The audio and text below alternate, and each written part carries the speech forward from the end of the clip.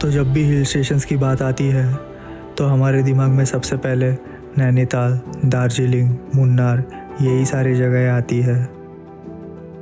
लेकिन इंडिया में कुछ ऐसे भी हिल स्टेशंस हैं जिनके नाम शायद ही किसी ने सुने हो। मध्य प्रदेश में सतपुड़ा रेंजेस के बीच बसा हुआ है ऐसा ही एक हिल स्टेशन। जब मैंने भी पहली बार इसे देखा तो ऐसे लगा जैसे मैं मुन्नार या दार्जिलिंग पहुंच गया हूँ।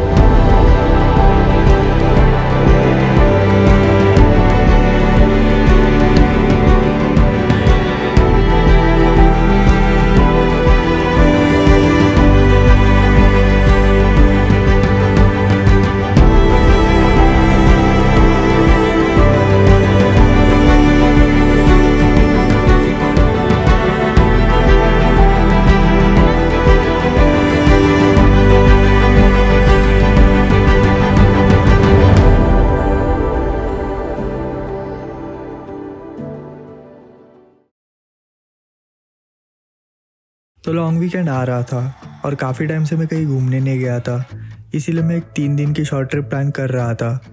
मैं फिर से सोलो जाने का ही सोच रहा था, लेकिन फिर अब क्या है कि मेरे दोस्तों को भी घूमने का बड़ा शौक है, तो एक बार मैं उनसे भी पूछ ही लेता हूँ और वो लोग भी रेडी हो जाते हैं। तो फिर काफ़ी डिस्कशंस और डेस्टिनेशंस देखने के बाद हम हमारी कंफर्ट के हिसाब से सबसे नज़दीक पचमढ़ी को फाइनल कर देते हैं। और फिर आता है वो दिन जब हम अपनी अपनी दुकानें बंद करके निकल पड़ते हैं पचमढ़ी के लिए।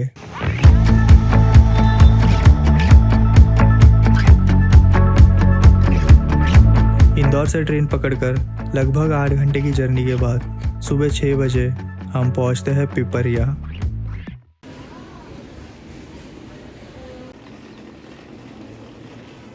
तो पिपरिया स्टेशन पहुंचते ही हम अपने कैब वाले भैया को ढूंढते हैं और निकल पड़ते हैं पचमढ़ी के लिए।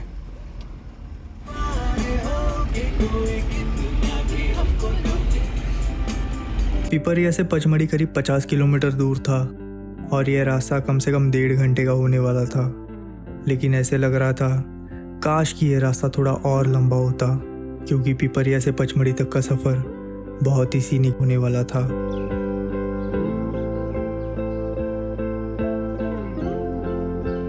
तो जैसे जैसे हम पहाड़ चढ़ रहे थे, प्लेन्स धीरे धीरे बदलने लगती है हिली रीजन्स में और आगे का रास्ता घने जंगलों के बीच में से गुजरने लगता है। और फिर जैसे ही हम सतपुड़ा टाइगर रिजर्व की बाउंड्री क्रॉस करते हैं, आगे का पूरा मंजर ही बदल जाता है।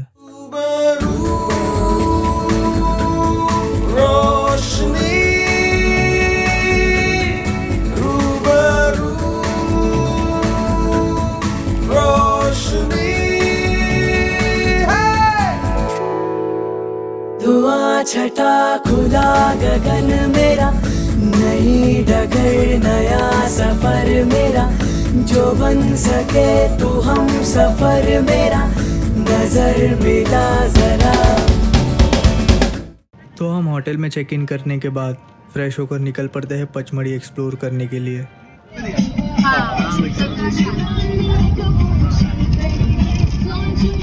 तो आज का हमारा स्पॉट 4363 फीट की हाइट पर था और वहाँ पर हमको ट्रैक करके जाना था। अब जैसे ही हम चौरागढ़ का ट्रैक शुरू करते हैं, बारिश बहुत तेज़ी से शुरू हो जाती है। अब ऐसी बारिश में ट्रैक करना काफ़ी डिफ़िकल्ट होने वाला था, क्योंकि चौरागढ़ पहुँचने के लिए हमें 2 से 3 पहाड़ चढ़कर जाना था। अब जैसे जैसे हम आगे बढ़ रहे थे, बारिश और तेज़ हो रही थी, बिजली चमक रही थी, बादल गरज रहे थे, हवा तेज चल रही थी।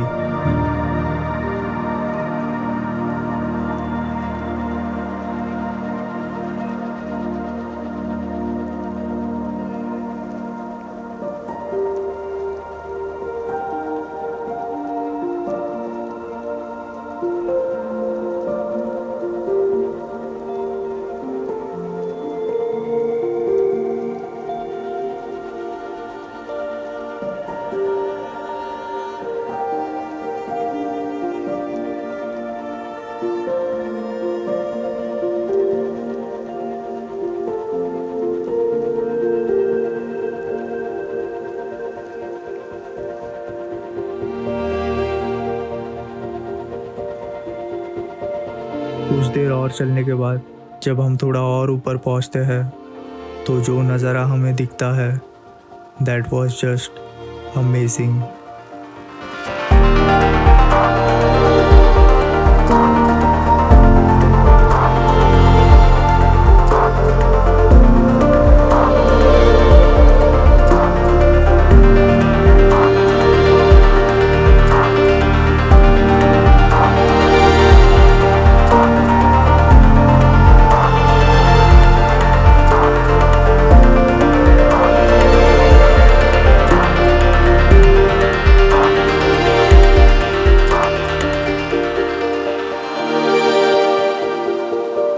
अब ऐसे व्यू के लिए मैं 2 क्या 12 घंटे भी चल सकता हूँ।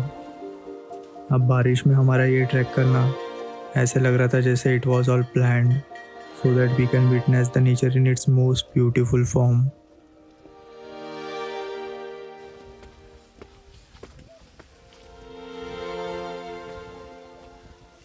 तो हम थके हारे भीगते भीगते पहुंच जाते हैं टॉप पे।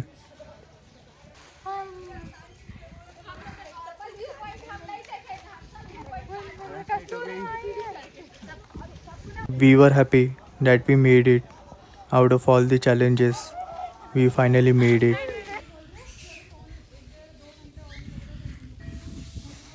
चौरागढ़ पचमढ़ी का सबसे हाईएस्ट शिवा टेम्पल है।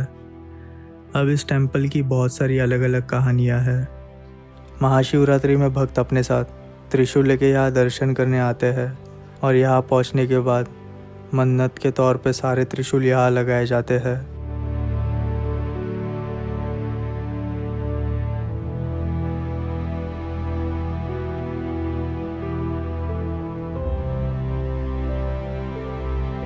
ऊपर एक अलग ही सुकून था, लेकिन हम ऊपर ज़्यादा देर तक रुक नहीं पाते क्योंकि मौसम और ख़राब हो रहा था और अंधेरा भी बस होने ही वाला था।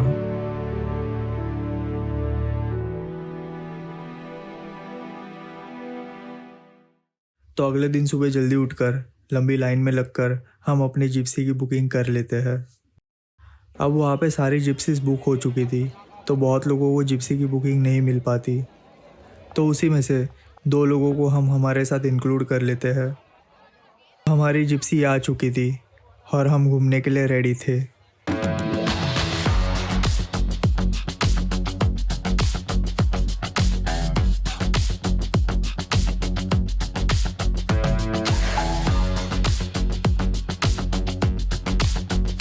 तो आज हम जिप्सी से उन जगहों पर जाने वाले थे जो गवर्नमेंट फॉरेस्ट एरिया के अंडर आते हैं, जहाँ पे प्राइवेट व्हीकल्स अलाउड नहीं थे, सिर्फ एक गवर्नमेंट जिप्सी से जा सकते थे।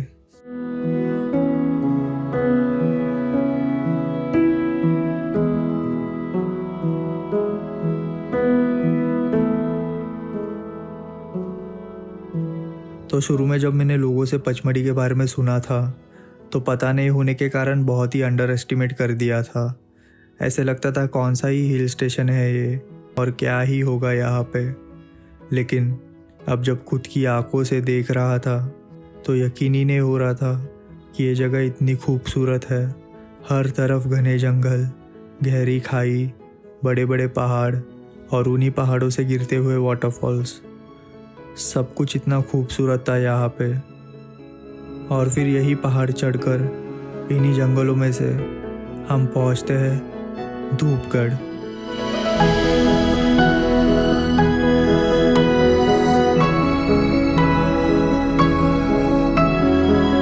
धूपगढ़ सिर्फ पचमढ़ी का ही नहीं बल्कि पूरे मध्य प्रदेश का हाईएस्ट पीक है। सनराइज़ के वक्त पचमढ़ी की सबसे पहली सन की किरण इसी पहाड़ पे पड़ती है, इसीलिए इसका नाम धूपगढ़ है।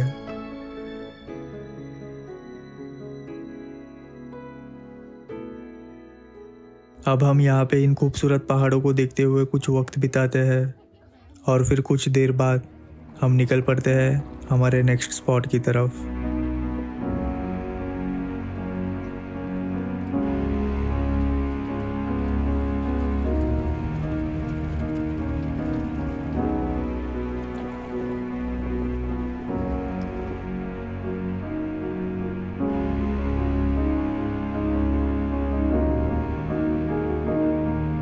तो रीचगढ़ एक नेचुरली फॉर्म्ड स्ट्रक्चर है with multiple caves.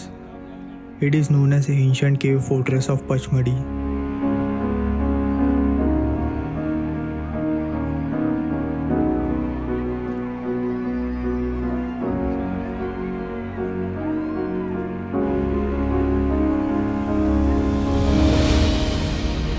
पता नहीं ये इतने बड़े पहाड़ों के स्ट्रक्चर हज़ारों साल पहले कैसे बने होंगे, लेकिन जब मैंने भी इसे देखा तो ऐसे लग रहा था how unimaginable nature is to form such marvelous structures. तो थोड़ा फ़ोटो सेशन करने के बाद हम यहाँ से निकलने लगते हैं। अब कल इतनी ट्रैकिंग करने के बाद हम में से किसी का मन नहीं था कि फिर से ये पत्थर चढ़ के ऊपर जाए, इसीलिए हम बाहर निकलने के लिए एक शॉर्टकट ढूंढने लगते हैं। और यही शॉर्टकट ढूंढते ढूंढते हम इन जंगलों के बीच भटक जाते हैं।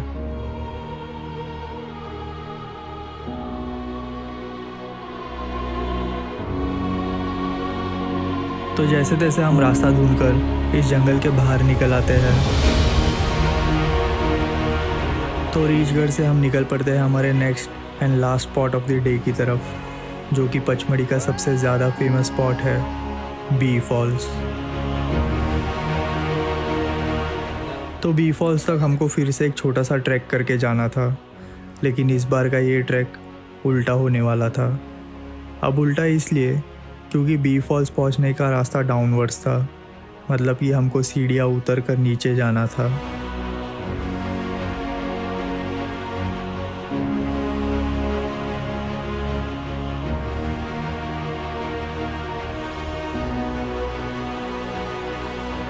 तो जैसे जैसे हम नीचे उतर रहे थे, वाटरफॉल की आवाज़ धीरे धीरे हमारे कानों पर पड़ने लगती है और वाटरफॉल की हल्की हल्की झलक भी दिखनी शुरू हो जाती है। कुछ देर और चलने के बाद हमको वाटरफॉल का बेस दिखाई दे रहा था, जो कि पूरी तरह लोगों से भरा हुआ था। हम नीचे पहुंचते हैं और वहाँ पहुंचकर हम देखते हैं बी फॉल्स। कहते हैं जब आप इस वाटरफॉल के नीचे होते हो और इसका पानी जिस फोर्स से आप पर गिरता है, तब ऐसा लगता है जैसे 1000 बीज आपको एक साथ काट रही है और आपके कानों के पास गुनगुना रही है। इसीलिए इसका नाम बी फॉल्स है। नीचे तो काफ़ी भीड़ थी, इसीलिए हम फिर से ऊपर चले जाते हैं। ऊपर एक छोटी सी नदी थी, हम वहीं पे थोड़ा एंजॉय करते हैं और फिर कुछ देर बाद हम निकल पड़ते हैं, क्योंकि हमारा डे 2 भी ऑलमोस्ट ख़त्म हो चुका था।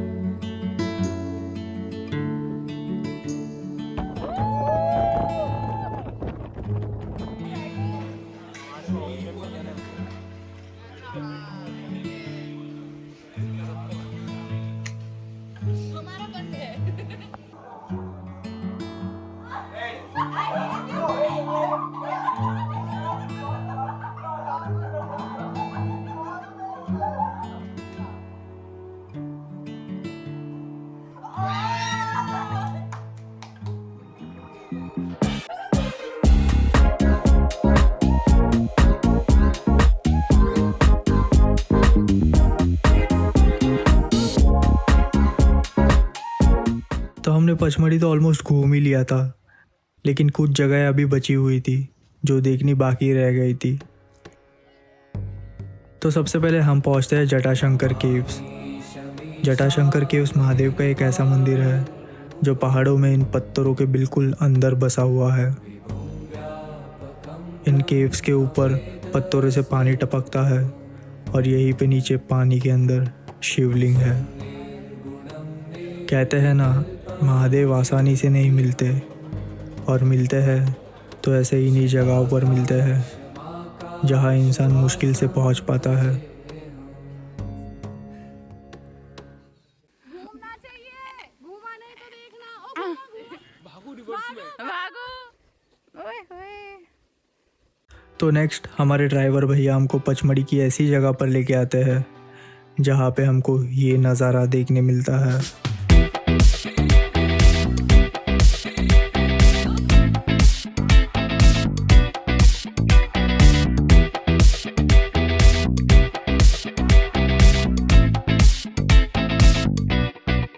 तो तो बहुत हो चुकी थी ट्रैकिंग वैकिंग, अब टाइम था थोड़ी सी मस्ती का।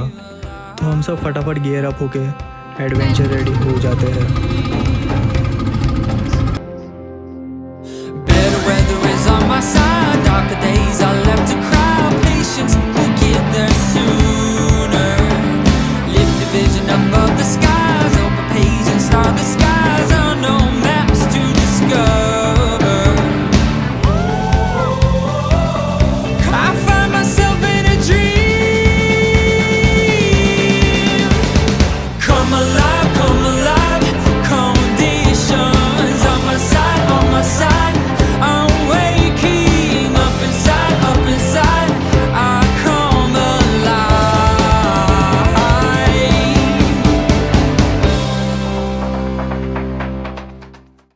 तो पचमढ़ी को बाय बोलने का वक्त आ चुका था। जो जगह कुछ दिन पहले तक लोगों की भीड़ से भरी हुई थी, आज वो ही जगह बिल्कुल शांत थी और हम भी उस शांति को पीछे छोड़कर जा रहे थे, बहुत सारी यादों के साथ।